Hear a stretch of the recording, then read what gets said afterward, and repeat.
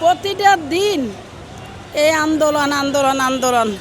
জনগণের কাছে তা কেউ ভাবে না, যার নিজের স্বার্থে আন্দোলন করে, কিন্তু আরেকজনের যে ক্ষতি হচ্ছে সেটা তো দেখে না কেউ। এরকম তো চাই না আমরা, স্বাধীন মানে স্বাধীন, আরো সুন্দরভাবে চলা যায়, আরো তো দিন দিন আরো অবনতি হইতেছে। দর্শক দেখতে পাচ্ছেন আমার ঠিক পেছনে গাড়ির বিশাল সারি, অপরদিকে চলছে ইশরাক সমর্থকদের আন্দোলনের নগরী রাজধানী ঢাকা। এই একদিকে রাস্তার যানজট, অপরদিকে আন্দোলন, এসবের মাঝে আসলে কেমন চলছে জনসাধারণের জীবন। রাজধানী ঢাকার রাস্তায় চলা জনসাধারণের সাথে কথা বলে জেনে নেই তাদের মতামত। 20 মিনিটের মতন বসে আছি, এখন সামনে কি অবস্থা, এবার ঘুরে যাবো তো এখন অনেকক্ষণ লাগবে মনে হয়। গতকালকে একই অবস্থা হয়েছিল। আন্দোলন তাদের মতন করবে, কিন্তু এই রাস্তাঘাট বন্ধ করে এটা আন্দোলন করা ঠিক মনে হয় না। আন্দোলন করার অনেক জায়গা আছে, তো সেখানে আন্দোলন করলে ভালো হয়।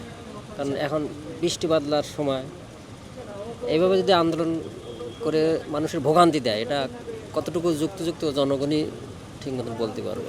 জনগণের কাছে তা কেউ ভাবে না, যার নিজের স্বার্থে আন্দোলন করে, কিন্তু আরেকজনের যে ক্ষতি হচ্ছে সেটা তো দেখে না কেউ। প্রতিটা দিন এই আন্দোলন আন্দোলন আন্দোলন। আমি অসুস্থ হয়ে পড়ে গেছি, আমি অনেক দিন ধরে অসুস্থ হয়ে গেছি, হাঁটতে হাঁটতে হাঁটতে হাঁটতে ডিউটিও করতে পারি না ঠিক মতো। কারণ এগুলো কোনো সমাধান তো আপনারা দিচ্ছেন না, একটা সমাধান তো দিবেন। দুদিন পর পর এই আন্দোলন, দুদিন পর পর এই আন্দোলন, এই রাস্তা বন্ধ ওই রাস্তা বন্ধ। মানে আমরা তো শাহবাগে চাকরি করি, আমরা বিপদে পড়ে গেছি, কঠিন বিপদে পড়ে গেছি। একটা সমাধান আসতো তা না হতো, তো কোনো সমাধান তো হচ্ছে না।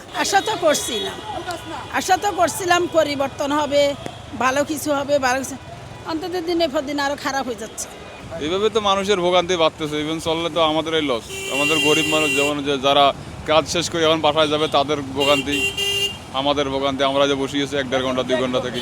এরকম তো চাই না আমরা, স্বাধীন মানে স্বাধীন, আরো সুন্দরভাবে চলা যায়, আরো তো দিন দিন আরো অবনতি হইতেছে। সুষ্ঠু সমাধান চাই, যাতে যেটা হয় ভালোভাবে, ওনাদের পদত্যাগ হয় ভালো হয়, ভালো উনি করুক, এইটাই। দীর্ঘ সময় ধরে যানজটে স্থবির অবস্থায় বসে আছেন এই মানুষজন। তারা আসলে জানেন না কখন শেষ হবে আন্দোলন আর কখন যেতে পারবেন নিজ নিজ গন্তব্যে। তাদের প্রতিক্রিয়া, তারা আসলে একটি সঠিক এবং সহজ সমাধান চান। মুস্তাফিজ আবির, রূপালী বাংলাদেশ, ঢাকা।